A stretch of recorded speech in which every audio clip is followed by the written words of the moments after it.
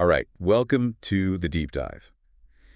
Today, we're going to dive into, well, maybe not what you'd expect. We're looking at the physics of René Descartes. Yeah, Now, you probably know him as a philosopher, right? The I think, therefore I am guy. right. But we've got some really cool excerpts here from the Stanford Encyclopedia of Philosophy, and it turns out he was a big deal in the scientific revolution, too. Definitely. A big deal and really underappreciated for a long time. For someone so important to metaphysics, he really had a huge influence on the development of physics, too. It might surprise you to know that, to some people back then, he was known as a scientist first. Wow, really? Yeah, and I think this quote sums it up nicely. The science historian, Clifford Truesdell, said that Descartes' physics is the beginning of theory in the modern sense. Wow. That's a powerful statement. That is a powerful statement. So for everyone listening, especially if you're coming from a philosophy background, we're going to try to quickly but thoroughly unpack Descartes' physics. We want to understand why it matters, how he blended old and new ideas, and why people are still talking about him today. We're going to be using these Stanford Encyclopedia entries as our guide. And along the way, we'll be looking at everything from his basic ideas about space, body, and motion, to his laws of motion, his conservation principle, and even his whole vision of the cosmos, this cosmology. Definitely. And of course, we're going to keep in mind the context he was working in, a world still very much shaped by Aristotelian scholasticism. Absolutely. So maybe let's start there. What was Descartes trying to do with his physics, and how did that go against the grain of the intellectual world of his time?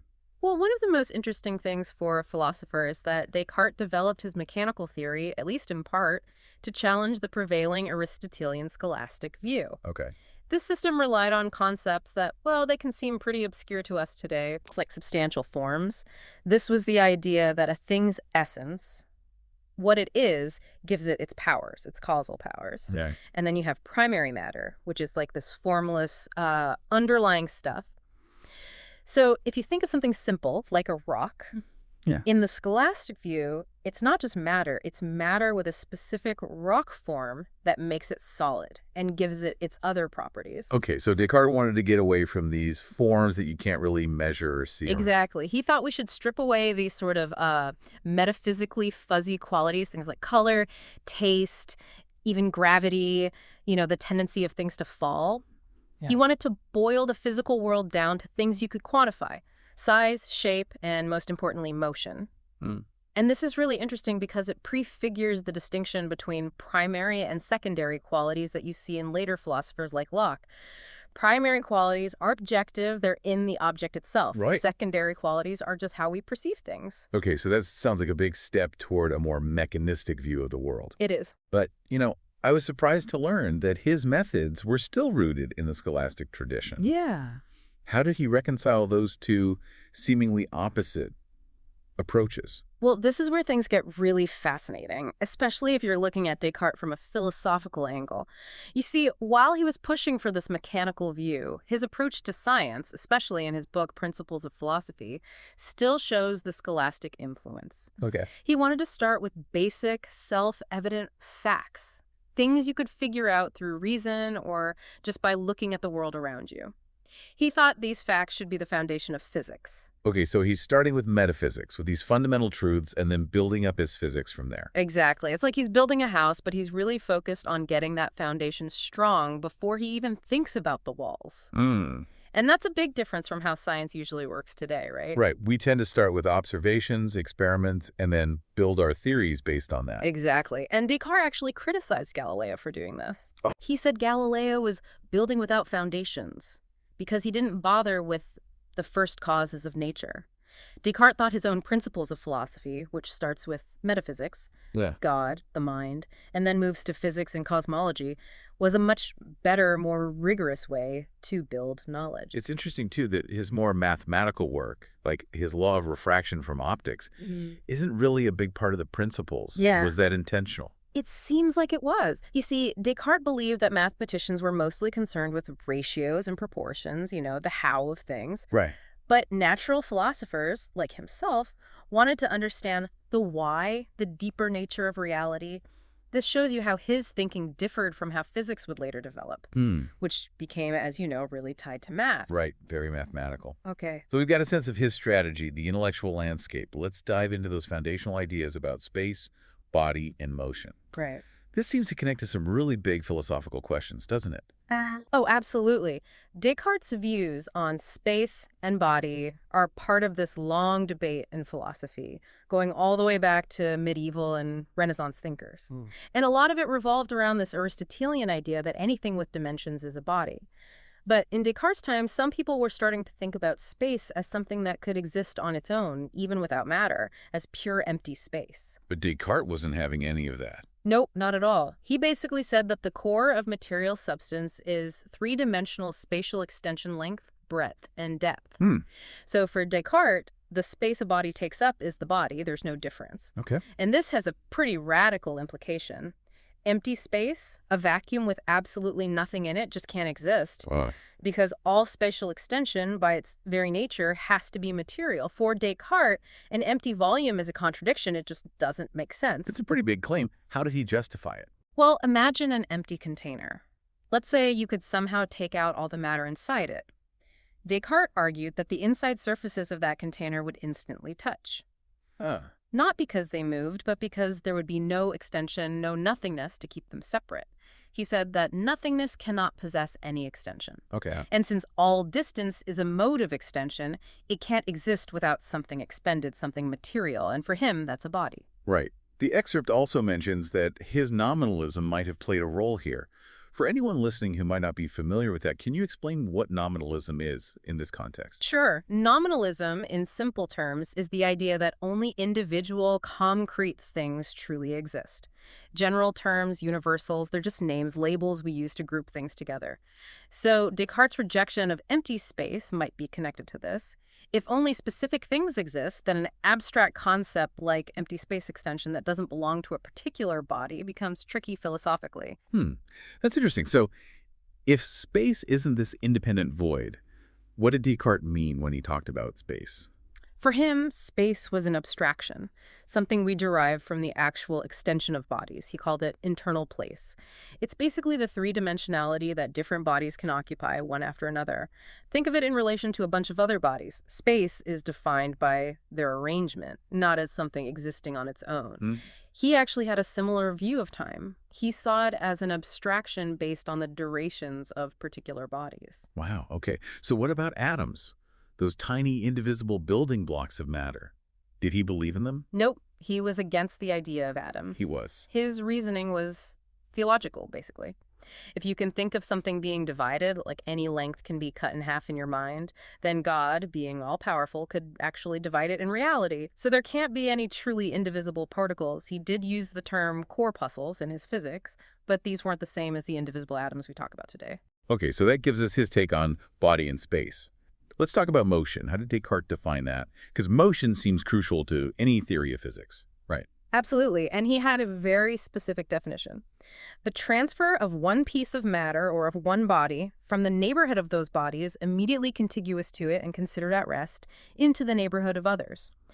He wanted to get away from what he called the vulgar or common sense notion of motion as just a change of internal place. What was wrong with that vulgar conception? What problem was he trying to solve? Well, that common sense idea, he thought, could lead to paradoxes. Imagine someone on a ship. Compared to the ship, they're not moving, they're at rest. Right. But compared to the shore, they are moving. So Descartes' proper definition, which focuses on the change of immediately surrounding bodies, was meant to clear up this confusion. According to his definition, a body's motion, or lack of motion, is defined by what's right next to it. Okay. He introduced this idea of external place, which is basically the surface made up of those surrounding bodies. Okay. But the phrase considered at rest in his definition, that seems to bring in relativity, doesn't it? Like who decides which bodies are at rest? That seems arbitrary. That's a great point. It does suggest that motion is relative in a way, because how you describe a body's motion depends on which bodies you consider at rest. Right. This aligns with relational theories of space, time, and motion. These theories say that these things aren't absolute, they're all about the relationships between things. And Descartes actually says we cannot conceive of the body AB being transported from the vicinity of the body CD without also understanding that the body CD is transported from the vicinity of the body AB. Right. This reciprocity of transfer, it really points towards this relational view. The excerpt also mentions that there's a possible circularity in his definitions of motion and body. He defines motion in terms of bodies, but then he defines a body as something that can be moved or transported, which implies motion. Yeah, you've put your finger on a real challenge in his system. He defines motion as a body moving from one neighborhood to another, but then he defines a body as everything which is simultaneously transported. So motion needs bodies, and bodies need motion. It's potentially circular. He might have meant for these two concepts to be intertwined like that. But the fact that he considers motion a mode of extension, which is less fundamental than substance, ontologically speaking, makes this relationship pretty complicated. Yeah, I see. And what does all this mean for a body that we would normally think of as being still at rest? That's another tricky point. If a body is defined by being simultaneously transported with other matter, then a body at rest would just seem to blend into the surrounding stuff because there's no relative motion to set it apart. Right. And remember, he didn't believe in any bonds between particles to explain solidity, so it's hard to see how these seemingly solid objects stay together in his framework. That's fascinating. So let's move on to what are probably his most famous contributions, his laws of motion and his conservation principle. I understand Newton actually built on these ideas. He did. Descartes' 3 laws of nature were really important. They set the stage for what Newton would later develop. His first law, the law of inertia, says that a body stays in its state of motion or rest unless something acts on it. And for Descartes, both motion and rest are fundamental states. They don't need anything to keep them going. His second law says that motion is naturally in straight lines, and bodies moving in a circle tend to move away from the center. And that's a real break from Aristotle, right? Where violent motion needed a constant force and everything naturally wanted to be at rest. Exactly. Descartes threw that whole idea out. For him, inertial motion was just as natural as rest. Wow. He even used an argument that sounds very scholastic about contrary properties. Rest and motion being opposites. He said that a body in motion wouldn't naturally tend toward its opposite, rest. Okay. However, it's important to remember that his concept of inertia wasn't exactly the same as the modern one. He still saw uniform motion and rest as different states, not just points on a scale of velocity. Sure. It's a subtle but important distinction for a philosopher. Yeah, I see. What about his third law of nature? This one deals with how bodies interact, especially when they collide. Okay. It says that a moving body doesn't lose any of its motion when it hits a stronger body, but it loses some and gives it to a weaker body. And this sets up his conservation principle. Okay, and what was this motion that he thought was conserved? He called it the quantity of motion, and he defined it as the sum of the products of a body size, which is basically its volume and its speed. So bigger things and faster things have more quantity of motion. Okay. This was one of the first attempts to find something that stayed the same in physical interactions. He believed that God created the universe with a certain amount of this quantity of motion, and it never changes, it just gets transferred around. So it's like our modern idea of conservation of momentum, but not quite. You got it. The key difference is that Descartes used speed, which is just the magnitude, not velocity, which includes direction. This becomes really clear when you look at his rules for collisions. For example, his fourth rule says that a smaller body, no matter how fast it's going, can never move a larger stationary body. It'll just bounce off. That doesn't seem very intuitive. Why would he think that? It all comes back to his focus on quantity of motion as a scalar quantity. The bigger object, just by being bigger, has more resistance to any change in its motion. And to keep that total quantity of motion the same, the smaller body has to just reverse direction, so it keeps its speed and therefore keeps its contribution to the total quantity of motion. Okay, so changing direction doesn't change this conserved quantity for Descartes. Not at all. He also introduces this concept of determination, which sounds a bit like he's trying to bring direction back into the picture. It does, yeah. What is determination exactly? It's basically like the direction of a body's quantity of motion.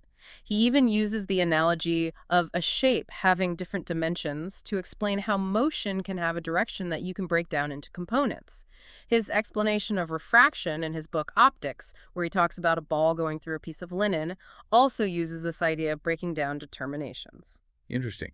And how does his principle of least modal action, the one he mentions in a letter, fit into all of this? Ah, that's a really cool insight into how he thought about the rules governing interactions.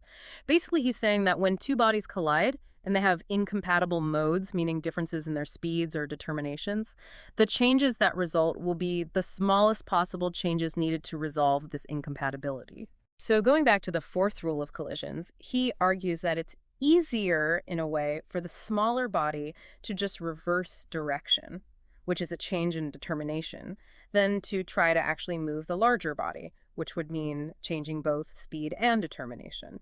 It's like he sees a kind of economy of change at work in the universe, and there seems to be a link between how fast something is moving and this determination of its motion. It's a very intricate system he's putting together. Yeah. Let's circle back to that earlier talk about relational motion, but now with these specific collision rules in mind, because it seems like there might be some tension there. Yeah, you're right to bring that up. The fourth and fifth collision rules really highlight a problem for strict relational motion. Okay. The fourth rule, as we said, is that a large object won't be moved by a smaller one. But the fifth rule says that a large moving object will move a smaller stationary one. But from a purely relational point of view, those two situations could be described as the same relative motion between the two bodies. So if motion is just a relationship between objects, shouldn't the outcome be the same no matter which perspective you're looking at it from? Exactly. That's the problem. And using Descartes' idea of motion and rest as different internal states, or his idea of the reciprocity of transfer, doesn't quite solve it either. You still need to assume that the bodies are actually moving towards each other for there to be a collision in the first place. And that idea of approaching isn't really captured by just looking at what's next to the bodies. Right. The reciprocity of transfer idea, while it stresses how connected moving bodies are to their surroundings, doesn't really tell you how collisions will happen, or even if they'll happen, unless you sneak in some kind of external reference point to define the starting conditions. The excerpt even points out that Descartes' own words in the fourth rule suggest this need for an outside perspective. Yeah, it's true. When he says that a smaller body can't move a larger one, no matter how great the speed at which B might approach C, that language of approach and speed, it seems to imply a viewpoint that's bigger than just the local interactions between the bodies. It's like he needs a way to compare their positions and movements from a broader perspective. So, while some of his initial definitions might lean towards relational motion, his actual physics, especially those specific rules for collisions, doesn't quite fit. Okay. It seems more likely that the reciprocity of transfer was meant to argue against the scholastic idea of motion being caused by some internal property, like an impetus inside the body. It wasn't meant as a solid defense of relational motion itself. That's a really interesting distinction. Let's turn to the idea of force in Descartes' physics. He's trying to explain the world in a mechanical way, but there are these mentions of forces and tendencies that seem, well, kind of non-mechanical. Yeah, that's an important point to understand if you want to get a more complete picture of his system. Even though he's aiming for this explanation based on contact and motion, he does use concepts like the natural tendency of bodies to move in straight lines, which is his first law, and the resistance that bigger objects have to being moved by smaller ones, which is implied in his third and fourth collision rules. And earlier in his work, The World, he even talks about a virtue or power that gets transferred between colliding bodies, which sounds a lot like the scholastic impetus. Right, it does. And that centrifugal tendency in his second law, the idea that things moving in a circle tend to move outward away from the center, seems really important here. It is. He thought this centrifugal effect was fundamental. For him, the movement of something going in a circle is actually a combination of this outward tendency and something else keeping it on that circular path. And he even allows for a single body to have different strivings for different motions at the same time. We need to be careful not to mix up determination, which describes the actual motion of a body over time, with these tendencies or strivings, which are more like an instantaneous first preparation for motion. Hmm. And how does his quantity of motion concept relate to these instantaneous tendencies? Well, it seems like he uses quantity of motion to measure both the actual motion and these instantaneous tendencies. Okay. This brings up some pretty deep questions about what exists in his system. Right. Are these tendencies real properties of matter, or are they just side effects of how things are actually moving and how big they are? Right. Those are big questions. The excerpt also mentions that he says some things that seem contradictory about inertia. Oh. He denies it as a scholastic quality, but then he says that bigger objects are harder to move. How does that work? It's an interesting point where he seems to contradict himself. In a letter from 1638, he says that this idea of an inherent inertia or natural sluggishness is just some made-up scholastic thing. He argues that even a tiny weight could eventually move the Earth. But at the same time, he clearly understands that bigger objects are harder to move. Hmm. It seems like his way of reconciling this is through his understanding of motion and resistance to changes in motion as a mode of extension. Since size is fundamental to extension, it makes sense that bigger things, things with more extension, would be harder to get moving or to stop. Okay. He famously said that nothing in the material objects other than certain dispositions of size, figure, and motion are needed to explain how they behave. So is force for Descartes something inside objects, an internal property, or is it more like a word we use to describe what happens when they interact? That's a debate among scholars. Some, like Gabi and Guru, think that these forces are real properties of objects that make the laws of nature work the way they do. Hmm. Others, most notably Daniel Garber, think that force for Descartes is just a shorthand way of talking about how God keeps the universe running smoothly. This connection to his conservation principle, the idea that God always keeps that total amount of motion the same, supports this second interpretation. Hmm. Garber says the forces that enter into the discussion can be regarded simply as ways of talking about how God acts. And Descartes himself writes, so in now maintaining the world by the same action and with the same laws with which God created it, he conserves motion. Oh. Ultimately, I think Descartes' definition of material substance as extension and its modes is broad enough that you could interpret it either way. It's not totally clear which side he was on when it comes to the nature of these forces, but he definitely saw their effects as being crucial to how material things behave. Okay, so we've covered the basics and the laws. Let's zoom out now and talk about Descartes' cosmology and astrophysics, Right. specifically his famous vortex theory. It's a very different picture of the universe than what we have now. It is. Descartes' vortex theory was a big deal for a while. He imagined the universe as completely full of matter, remember, a plenum. Right. And this matter was organized into these huge swirling regions called vortices. Okay. These vortices were the basic structures that explained how things moved in the heavens. Planets, which Descartes mostly thought of as being at rest within their vortices, were carried along by this swirling matter around a central star, like our sun. The whole cosmos was this network of connected vortices. Okay, and how did this theory explain the different orbits of the planets? Well, inside each vortex, the matter was arranged in layers, like bands, and each band would have a planet in it orbiting at a certain speed depending on where it was in the vortex. Descartes also proposed that there were three types of matter. Primary matter, which was made of super tiny, really mobile particles, then secondary matter, made up of small, round blobs, and finally, tertiary matter, which was the big everyday stuff we see, including planets. Okay. The balance between a planet's natural tendency to move outward, its centrifugal tendency, and the inward pressure from the surrounding vortex particles kept the planet in its specific orbital band. It's all about equilibrium. So how did he explain gravity? He said that what we feel as gravity, or heaviness, is actually the result of being constantly bombarded by smaller particles surrounding the Earth. If an object's centrifugal tendency from the Earth's vortex wasn't strong enough to overcome the outward pressure of these tiny particles, it would be pushed down towards the Earth's center. So gravity wasn't a pull for Descartes, it was a push. Interesting. Where did all these giant vortex systems come from in his model? He said that, in the beginning, God divided up the original plenum into equal parts and set them swirling in different directions. Over time, these initial motions, following his laws of nature, led to the three types of matter and then the formation of this whole interconnected system of vortices. The text mentions this idea of plenum crowding as being important for the idea of circular motion. Can you elaborate on that? Sure. Because Descartes didn't believe in empty space, any movement had to happen by pushing other matter out of the way. There was no room for a vacuum. Right. He famously said that no body can move except in a complete circle of matter or ring of bodies which all move at the same time. This constant circular flow was necessary so that no empty spaces would form in his completely full universe. But, as the text points out, this idea that everything has to be moving in a circle raises some questions about how that fits with his rules for collisions. Right. And even with his definition of a single body, if any movement requires a whole ring of matter moving at the same time, does that whole ring become like one big extended body? Yeah, that's interesting. What about comets? They don't seem to follow those nice, predictable orbits like the planets. How did he explain those? He had a pretty clever theory for comets, though it turned out to be wrong. Okay. He thought they formed from the flow of primary matter between different vortices. Okay. He figured that sunspots could block this flow. And if a sunspot completely covered the sun, the outward pressure of that vortex might decrease, and it could get swallowed up by neighboring vortices. Wow. All that primary matter with nowhere to go would get ejected and form a comet, which could travel between different vortex systems.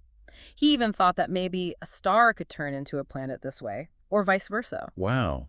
It sounds like a pretty intuitive visual model, Yeah. especially compared to Newton's gravity, which is more abstract. It is. The vortex theory was appealing because it was mechanical. It explained how things moved in the heavens without needing any mysterious forces. It also neatly explained why all the planets in our solar system seem to orbit the sun in roughly the same direction and plane. And like we said before, it allowed Descartes to kind of endorse Copernicanism without getting in trouble with the church. Right. He defined place and motion in terms of the immediate surroundings within a vortex, so he could say that the Earth is, in a way, at rest in its own little vortex band, even though it's being carried around the sun by the bigger solar vortex. Uh-huh. He wrote, "The Earth, properly speaking, is not moved, nor are any of the planets, although they are carried along by the heaven." Okay, but ultimately, Newtonian mechanics won out. Why did the vortex theory fail? There are two main reasons. First, it didn't have the math. Neither Descartes nor his followers could develop the kind of mathematical framework that Newton's law of universal gravitation had. They couldn't make predictions with the same accuracy. And second, as experimental physics got better, observations of planets and other stuff in space didn't match up with what Descartes' vortex model predicted. Right. So to wrap up our deep dive into Descartes' physics for you, our listeners, we've seen this really ambitious attempt to build a mechanical understanding of the universe, all based on this interesting mix of metaphysical principles and observations. He gave us some really innovative, even if sometimes flawed, ideas about motion. He made one of the first attempts at a conservation principle, and he presented a grand vision of the cosmos with his vortex theory. Absolutely, and we should really appreciate how influential he was, even if Newton overshadowed him later. He laid down some really important conceptual groundwork and asked big questions that shaped the scientific revolution. Yeah, he did. And for all of you philosophers out there listening, here's a question to think about. Given Descartes' foundational approach, his commitment to explaining the natural world with just a few basic principles, how does his work relate to debates today about the relationship between metaphysics and science? Does his emphasis on a priori reasoning as the basis of physics offer any lessons or maybe warnings for modern thinkers who are wrestling with the foundations of our scientific understanding? That's a question worth pondering. It is. We encourage you to check out Descartes' writing and delve deeper into the fascinating history of both philosophy and physics. Definitely. There's so much to discover. Thanks for joining us for this deep dive. Until next time.